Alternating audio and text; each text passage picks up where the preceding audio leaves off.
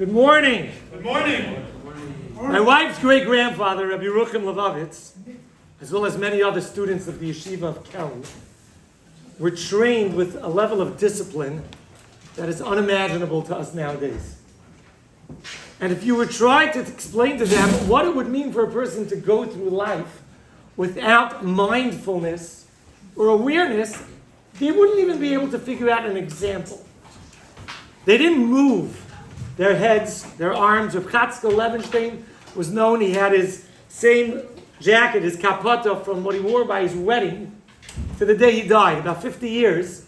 And it wasn't shined, and it wasn't threadbare, because he didn't move unless it was necessary.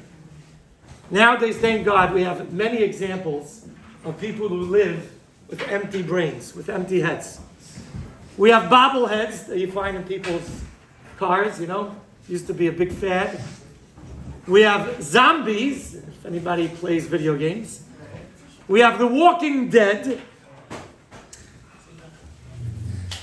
We have a lot of people that walk around life totally unaware, without their minds, and it's a sad story.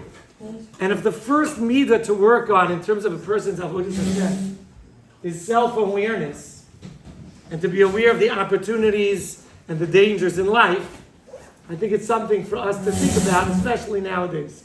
We have so many examples of people that have empty minds.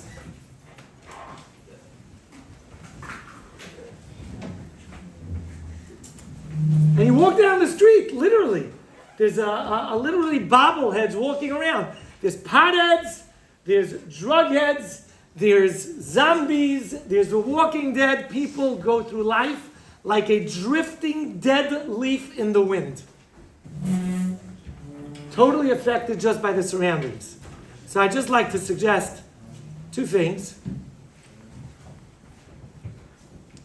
Number one is, you have to think of what's God's goal in the world, and do I have a goal in the world, and do they match up? So when you walk through the street on your way to breakfast, you won't have to be the bobblehead like many people are, where anything and everything catches your attention, but you have something to keep in your mind, something to focus about, and maybe then we'll be more aware of the dangers lurking in the streets and the opportunities for mitzvahs that come up. Thank you.